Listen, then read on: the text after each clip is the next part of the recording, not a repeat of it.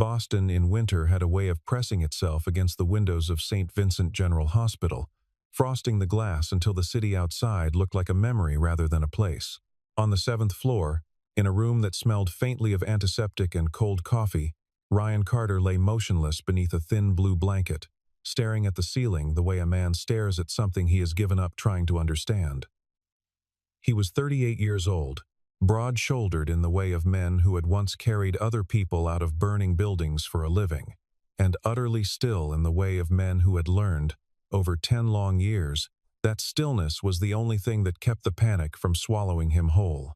Ryan owned a small machine shop on the edge of the city, the kind of place with grease-stained concrete floors and a bell over the door that rang every time a customer walked in. But before that, long before that, he had been a rescue worker, the kind who ran toward disaster instead of away from it. That part of his life had ended the day his wife, Claire, had been diagnosed with an illness that no rescue worker, no matter how strong, could pull her out of. She had died 2 years later, and something in Ryan had died alongside her. Quietly, without ceremony, the way a light goes out in a house nobody visits anymore. In the 10 years since, he had not slept more than 2 or 3 hours in a single night. The moment his mind slipped into anything resembling deep sleep, the nightmares came for him, dragging him back through hospital corridors that did not exist and hands he could no longer hold, and he would wake gasping, heart slamming against his ribs as though it were trying to escape his chest entirely. He had seen specialists. He had tried medications that left him groggy and hollow, therapies that helped for a week and then stopped helping at all. And eventually, he had simply accepted that this was the shape his life would take, a man who built machines by day and fought his own mind by night. It was a workplace accident, a fall from a ladder while repairing an overhead crane, that finally put him in a hospital bed with a fractured vertebra and a surgeon's warning that recovery would take weeks, not days. Before the accident, Ryan's days had followed a rhythm so rigid, it almost resembled a kind of penance. He rose before dawn, drove to the shop, spent 10 hours repairing conveyor motors and hydraulic presses for clients who barely knew his first name, and returned home each evening to a house that still held Claire's reading glasses on the nightstand, exactly where she had left them the last morning she was well enough to read. He had never moved them. He had never moved much of anything. In fact, preferring the house to remain a kind of museum to a life he no longer fully believed he deserved to keep living without her. His 2 employees at the shop, an older mechanic named Walt and a quiet apprentice named Danny, had long since stopped asking why their boss looked exhausted every single morning, having learned early on that Ryan Carter did not welcome questions about himself, only about torque specifications and delivery schedules. It was Walt, in fact, who had been standing at the base of the ladder the afternoon it slipped, and it was Walt's frantic call to emergency services that had likely saved what remained of Ryan's ability to walk without a permanent limp. The nurse, assigned to his overnight care, was a young woman named Emma Whitfield, 29 years old, with tired eyes that still, somehow, managed to be kind. Emma worked the night shift because it paid a small premium and because the daytime hours were already claimed by nurses with more seniority, and she needed every extra dollar she could find. Her family carried a debt that had started with her father's illness years earlier and had never quite been paid down, no matter how many double shifts she picked up, no matter how many meals she skipped, so her mother could keep the lights on back home. She moved through the hospital corridors with the quiet efficiency of someone who had long ago stopped expecting anyone to notice her effort, checking vitals, adjusting drips, murmuring reassurances to frightened patients in the small hours when fear tends to feel the largest. She did not know, on the night she first walked into Ryan Carter's room, that she was about to become the only person in 10 years who could make him sleep. It happened almost by accident. Emma had come in near midnight to check the flow rate on his intravenous line, and as she leaned over the machine beside his bed, adjusting a valve with careful fingers, Ryan's breathing slowed. She noticed it the way nurses notice things. A change in rhythm, a softening of tension in a patient's jaw, and when she glanced at him, his eyes were closed and his chest was rising and falling in the long, even pattern of genuine sleep. She stood there a moment longer than necessary, not because the machine required it, but because something about the sight unsettled her in a way she could not name. When she finally stepped back, and the sound of her footsteps faded toward the door, Ryan's eyes opened again, and his heart rate spiked so sharply that the monitor above his bed let out a soft, urgent beep. Emma turned back immediately, professional instinct overriding curiosity, and found him staring at the ceiling with the particular blankness of a man trying very hard not to look afraid. She did not think much of it that first night. Patients reacted strangely to unfamiliar rooms, unfamiliar sounds, unfamiliar pain, and Ryan Carter's case did not seem, at first, any different from a dozen others she had nursed through long winters before. But the pattern repeated itself the second night, and the third, with a consistency that could not be explained by coincidence. Whenever Emma was near, checking his chart, refilling his water, simply standing at the foot of his bed reviewing his medication schedule, Ryan slept. The instant she left the room, his eyes opened, and the monitor recorded a heart rate that no sedative seemed able to bring down. The attending physicians noted it with mild professional curiosity and moved on to other patients, other charts, other emergencies that seemed, on paper, more urgent. Emma, however, could not stop noticing. And on the third night, past 2 in the morning, when the hospital had gone quiet except for the distant hum of machines, Ryan finally spoke the words that would upend both of their lives.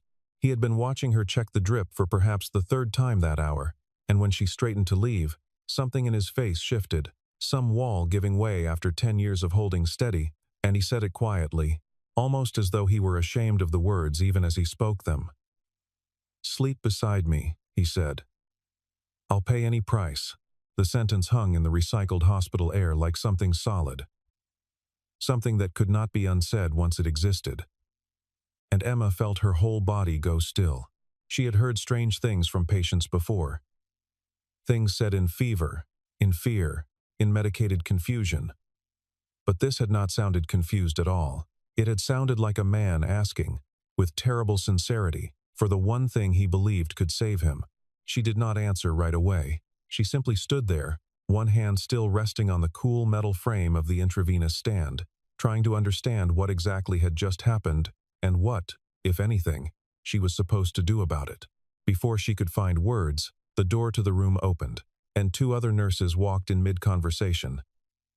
The kind of casual hallway chatter that carries without meaning to, and they caught the tail end of what Ryan had said, or enough of it to reconstruct the rest. One of them, a nurse named Patricia who had worked the floor for over a decade, went very quiet, her eyes moving from Ryan to Emma and back again with an expression that made Emma's stomach twist. By morning, the story had already begun its journey through the hospital.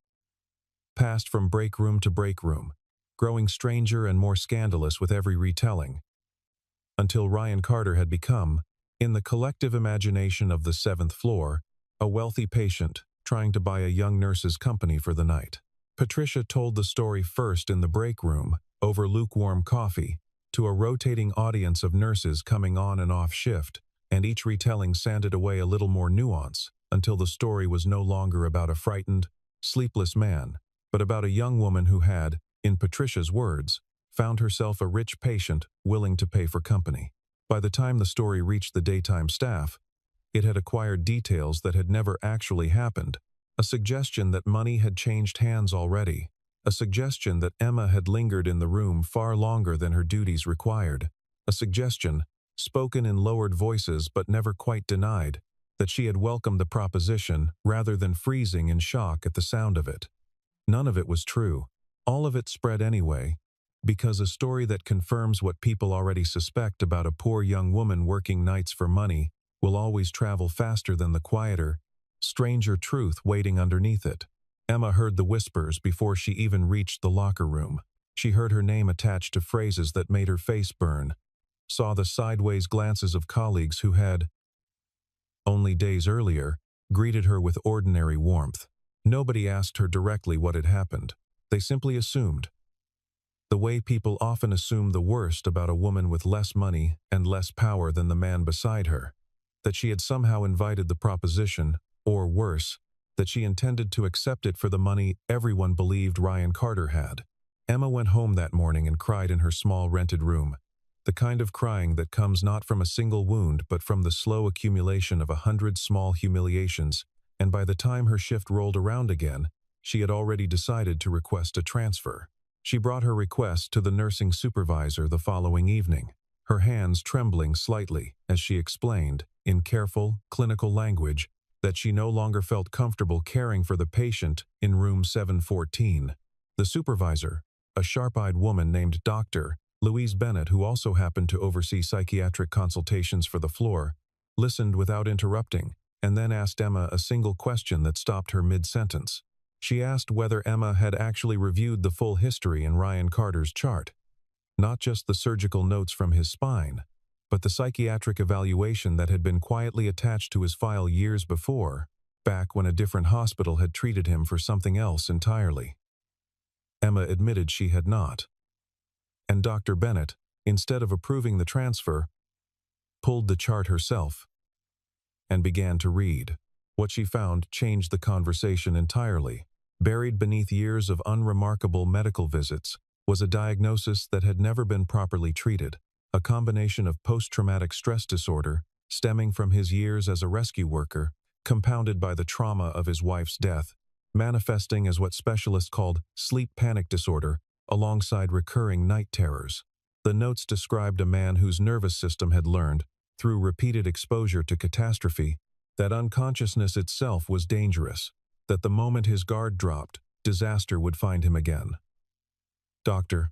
Bennett explained this to Emma with the patience of someone who had spent years watching trauma disguise itself as something else, something uglier, in the eyes of people who did not understand it.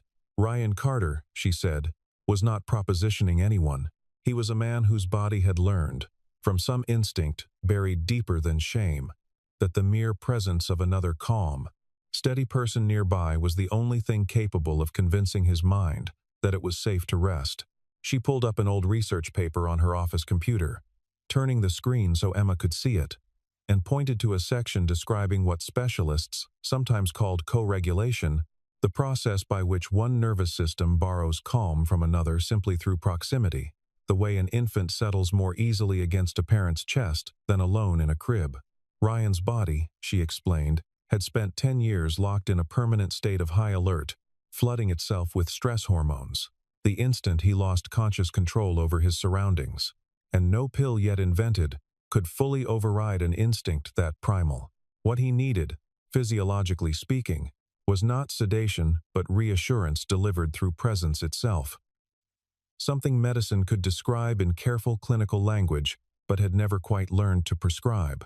Dr. Bennett admitted, almost apologetically, that she had seen the phenomenon before in combat veterans and accident survivors alike, patients who slept soundly in crowded emergency rooms, surrounded by strangers, but lay wide awake and terrified the instant they were left alone in a quiet, private room, as though solitude itself had become indistinguishable, in their minds, from danger. Emma left that meeting turning the idea over and over, thinking of every uncomfortable night she had spent at her father's bedside years earlier. How her own presence there, quiet and unremarkable as it had seemed, might have mattered more than any of them realized at the time. She thought, too, of how easily the truth had almost been buried beneath a single overheard sentence, how close the hospital had come to labeling a wounded man as something predatory simply because no one had bothered to read 3 pages further into his file. It unsettled her. The fragility of reputations, the speed with which an entire life could be reduced to a rumor repeated in a break room, and she resolved, quietly, that she would not let fear of further gossip keep her from doing the one thing she now understood might genuinely help him. Emma sat with that information for a long time after the meeting ended, turning it over the way she might turn over a stone to see what lived beneath it. She thought about the 2 other nurses who had walked into that room and heard only the surface of things, the scandalous shape of a sentence, without any of the pain that had produced it. She thought about her own father, about the nights near the end of his illness when he, too, had been unable to sleep unless someone sat beside his bed, not because he wanted anything improper, but because loneliness in the dark had become its own kind of physical pain.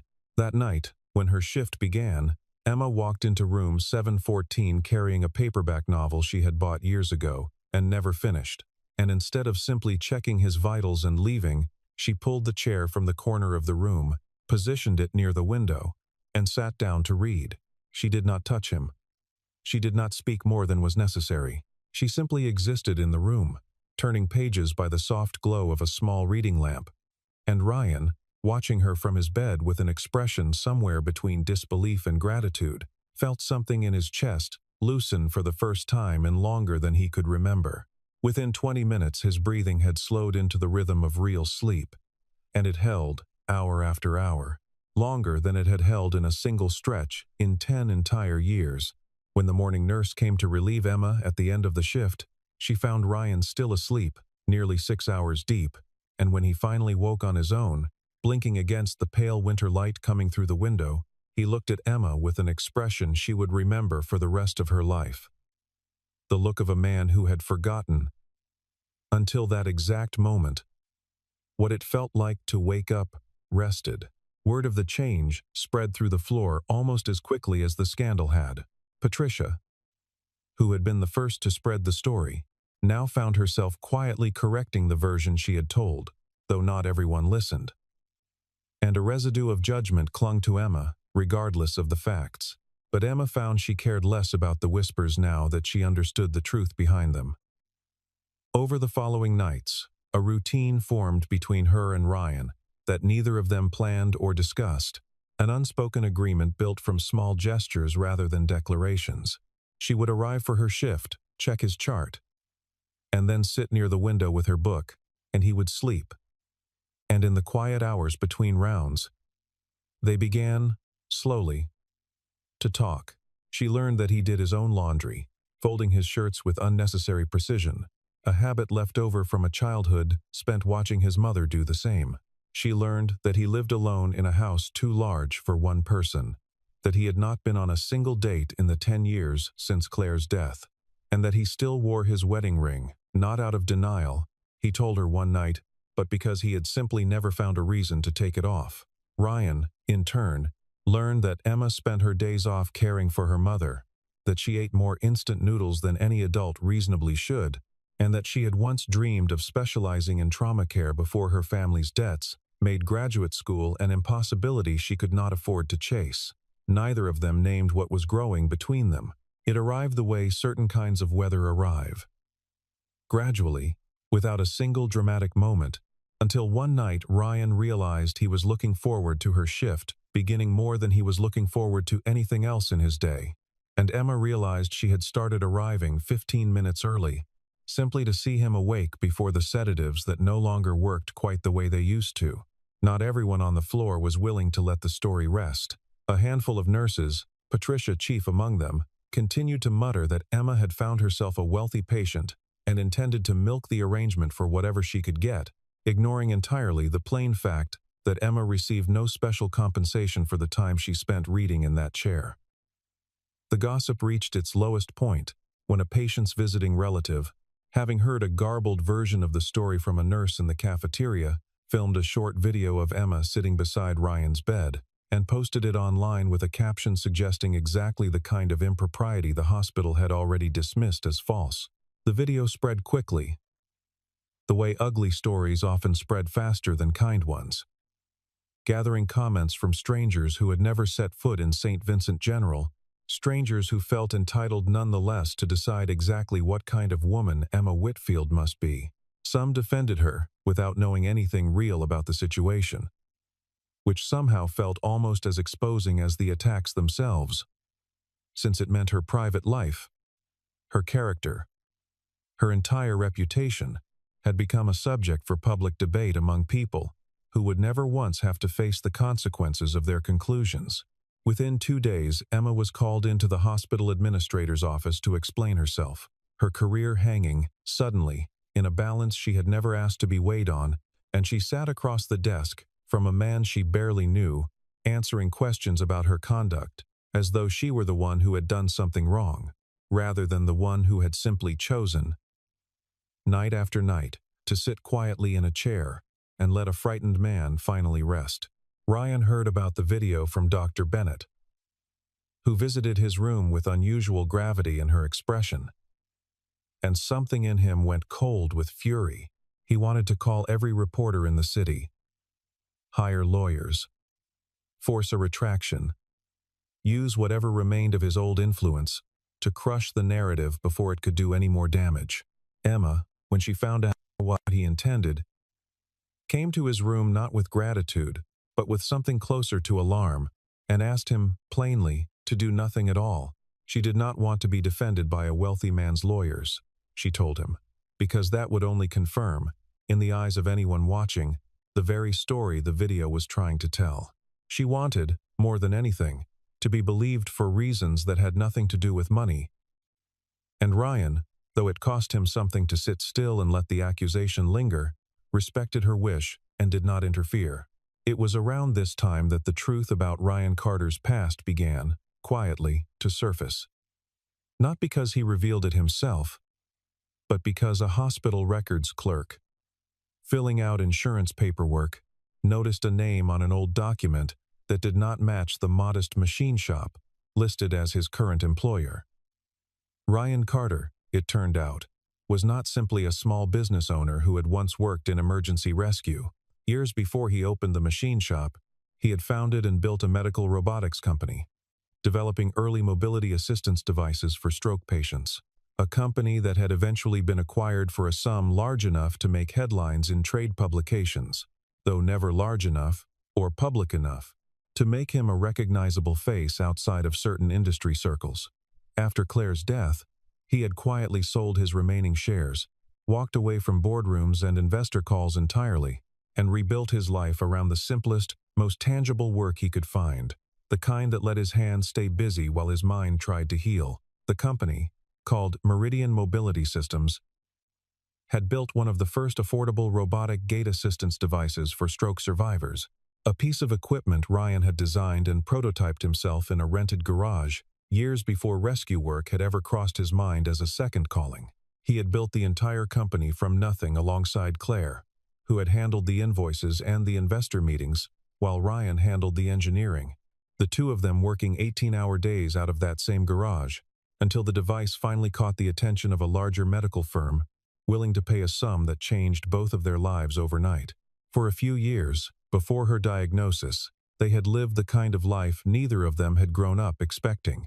A nice house, a small charitable foundation Claire had wanted to start, quiet dinners where they planned futures that never arrived. Ryan had never told anyone at the hospital, not because he was hiding it out of shame, but because he had spent 10 years deliberately avoiding the identity that money had given him, an identity that had done nothing to save Claire and had done nothing, in the years since, to help him sleep. When Dr. Bennett gently asked him, during one of his psychiatric evaluations, why he had never mentioned his history, Ryan told her simply that money had never once solved the problem that mattered most to him, and he saw no reason to let it start defining him now. It was, he admitted, the reason his offer to Emma that first night had troubled him so deeply once he understood how it sounded. He had not meant to reduce her presence, her kindness, into something transactional. He had simply been a desperate man reaching for the only language he had ever fully trusted, the language of paying for what he needed, because he had forgotten, somewhere along the way, that some things could not be purchased at all. Ryan was discharged from the hospital on a gray morning in early February, his spine healing well enough that the surgeons pronounced him fit to continue recovery at home, provided he followed a strict schedule of physical therapy and rest. For the first few nights after his release, the old panic returned in full force, the nightmares clawing their way back the moment he was alone in his own house, in his own bed, with no one nearby to anchor him to the present. He tried, stubbornly, to manage it alone, the way he had managed it for a decade before Emma had ever entered his life. But 3 sleepless nights in a row left him hollow-eyed and shaking, and he finally called the hospital to ask, humbly, whether there was any way to arrange continued care. Emma had, by then, quietly resigned from her position at St. Vincent General, unable to bear the lingering suspicion of colleagues who refused to let the video's version of events die, and she had begun searching for private nursing contracts instead, the kind that paid steadily, and came without the particular cruelty of a hospital break room. When Ryan's request reached her through a mutual contact at the hospital, she hesitated for a long time before agreeing, aware of exactly how the arrangement might look to anyone still inclined to judge her. But she also remembered the sound of his breathing settling into rhythm beside her reading lamp. And she thought of her father. And she thought, finally, that some kinds of good work were worth doing regardless of what people whispered about them. She arrived at his house on a Tuesday evening with a formal home care contract in her bag, insisting, before she would even step inside, that Ryan sign it and pay her the standard hourly rate for private nursing work, nothing more and nothing less. Ryan agreed without argument, understanding, perhaps better than she realized, how important the boundary was to her, and from that point forward, their arrangement carried the shape of ordinary employment, even as something far less ordinary continued to grow quietly beneath it. She came each evening, checked his vitals, made sure he took his medication, and then, more often than not, the two of them ended up sharing a simple dinner at his kitchen table, talking about nothing in particular until the conversation drifted, as it often did, toward things that mattered. They developed small rituals without ever naming them as such. Tea in the evenings, poured into mismatched mugs Ryan had never bothered to replace after Claire died. Books read aloud in the living room, Emma's voice low and steady, Ryan listening with his eyes closed on the couch until sleep found him there instead of upstairs. Slowly, over the course of weeks, his need for a sedative faded entirely, and his physicians, reviewing his charts during follow-up visits, noted the change with genuine surprise. Unable to attribute the improvement to any medication or treatment they had prescribed. It was not the medicine that had changed. It was the quality of the silence in his house, the fact that for the first time in 10 years, that silence held another living presence within it instead of only echoes. Some evenings Emma brought her own small stack of paperwork, insurance claims for her mother's ongoing medical bills, and she would sit at Ryan's kitchen table sorting through them with the tired precision of someone used to solving problems that never fully resolved themselves. Ryan noticed the numbers once, glancing over without meaning to pry, and offered, carefully, to help cover the remaining balance himself. Emma refused before he had even finished the sentence, her voice sharper than she intended, and she explained that she had not come into his life to be rescued financially, that the moment money changed hands between them in that way, she was certain something essential and hard-won would quietly break.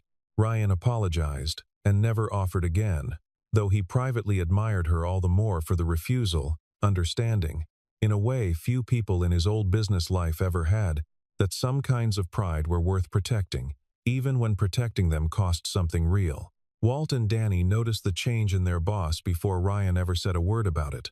He began arriving at the shop with color in his face, humming faintly under his breath while he worked, forgetting, for entire stretches of the afternoon, to check his phone for messages the way he once had out of pure anxious habit. Walt, never a subtle man, eventually asked outright whether the pretty nurse from the hospital had anything to do with it. And Ryan, wiping grease from his hands with a rag, admitted that she probably had everything to do with it. Danny, only 22 and still young enough to find the whole situation romantic rather than complicated, began teasing Ryan gently about it in the mornings. And Ryan, who had not been teased by anyone in a decade, found that he did not mind it at all. One night in early spring, with rain tapping softly against the windows, Ryan finally spoke about Claire in a way he had not spoken about her to anyone. Not to his doctors, not to the grief counselors who had cycled through his life in the years after her death. He told Emma about the diagnosis that had arrived on an ordinary Tuesday afternoon, about the 18 months that followed, about holding her hand in a hospital bed, remarkably similar to the one he had just left himself, and about the particular silence of a house after a person who filled it completely is suddenly gone from it. He cried while he spoke, quietly, without apology, and Emma did not try to fix it or rush him past it.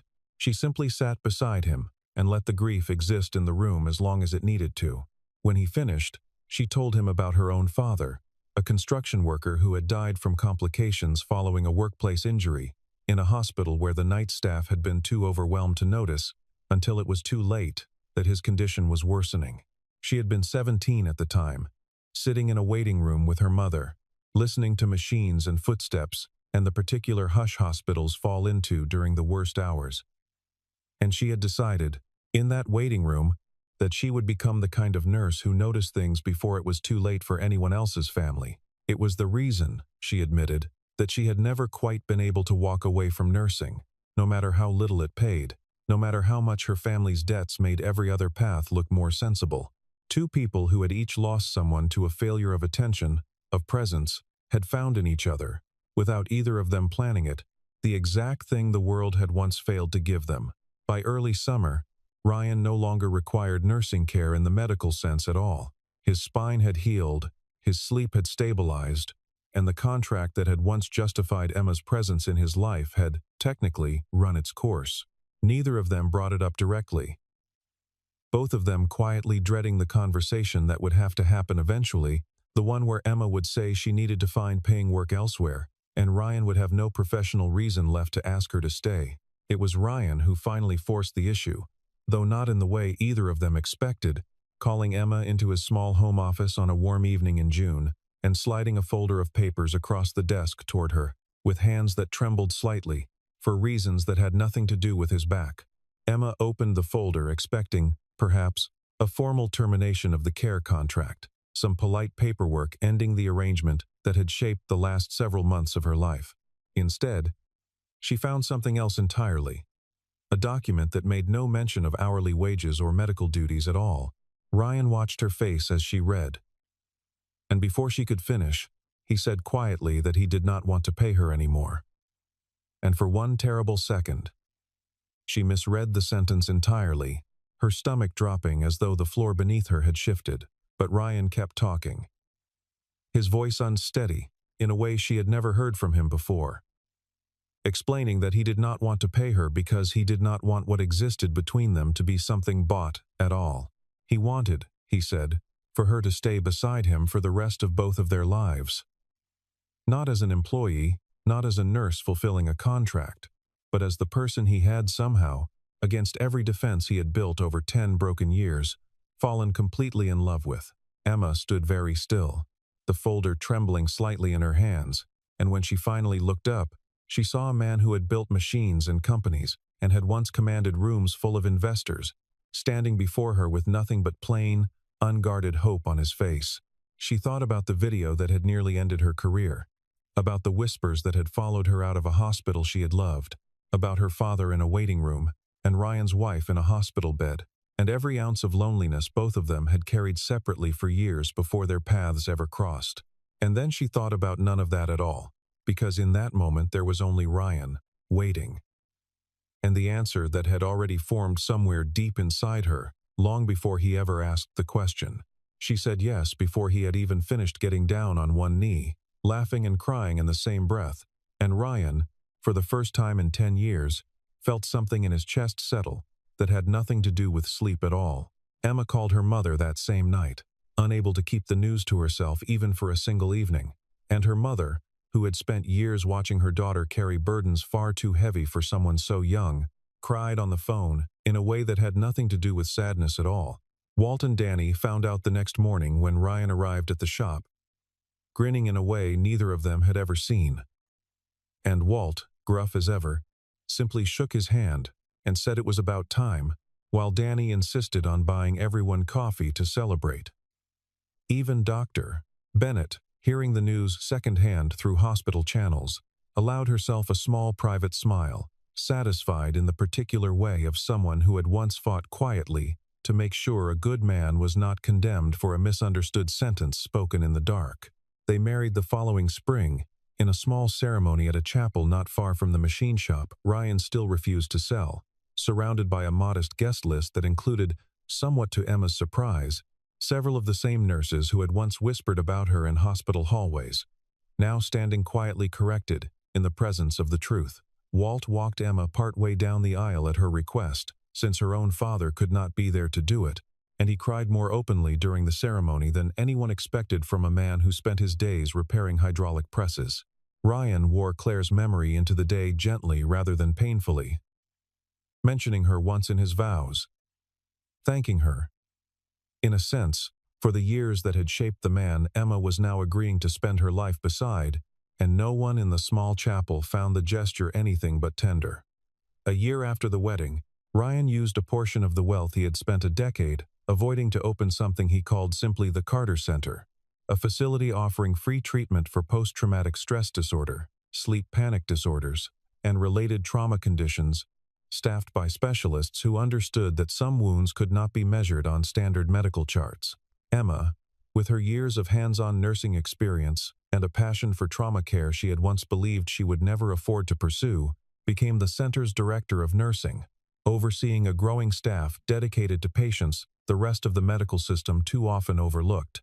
The Carter Center quickly became a refuge for people the world had quietly given up trying to understand, veterans who could not close their eyes without reliving the worst days of their service, survivors of accidents and assaults whose bodies had learned, like Ryan's once had, that safety itself was something to be suspicious of. Emma insisted, from the very first week, that every intake nurse be trained not only in medication schedules, but in the simple, undervalued discipline of sitting quietly with a frightened patient without immediately trying to fix them. A lesson she had learned not from any textbook, but from a paperback novel and a chair by a hospital window. Ryan funded a small night ward within the center specifically for patients whose panic worsened after dark, staffed around the clock so that no one there would ever have to lie awake alone the way he once had, year after year, with no one nearby who understood what was happening to him. Patricia, of all people, applied for a position at the center 8 months after it opened. Having spent the intervening time quietly reckoning with the part she had played in nearly costing Emma her career, Emma could have refused the application without a second thought. And no one would have blamed her for it. But she interviewed Patricia herself, asked her hard questions about accountability and change, and ultimately hired her, explaining privately to Ryan that a center built entirely around second chances would be a strange sort of hypocrisy if it never extended one to the person standing right in front of her. Patricia became, in time, one of the center's most devoted night nurses, though she never again spoke carelessly about a patient's private pain, having learned, the hard way, exactly what such carelessness could cost. On the evening of the center's official opening, with donors and local officials mingling beneath strings of soft white light in the courtyard, one of Ryan's former physicians from St. Vincent General approached him with a glass of wine in hand and a curious smile, asking, half in jest, what medication had finally succeeded where a decade of treatments had failed.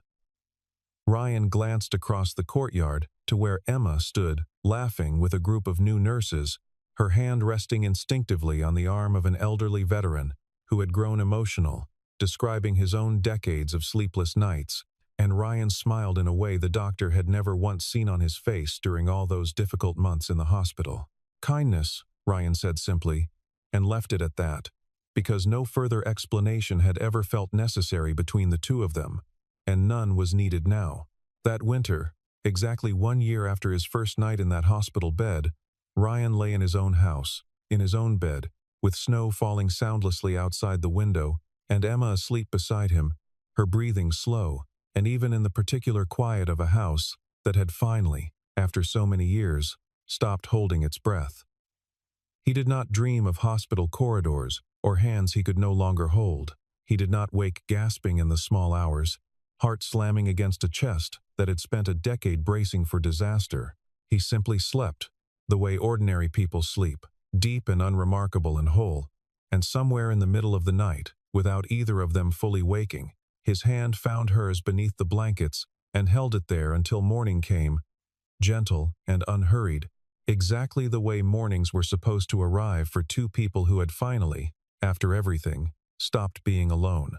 In the years that followed, the Carter Center expanded twice, adding a second building devoted entirely to family counseling, since Emma had noticed early on that trauma rarely touched only the person carrying the diagnosis, but rippled outward into spouses and children and parents who had no formal language for what they, too, were living through.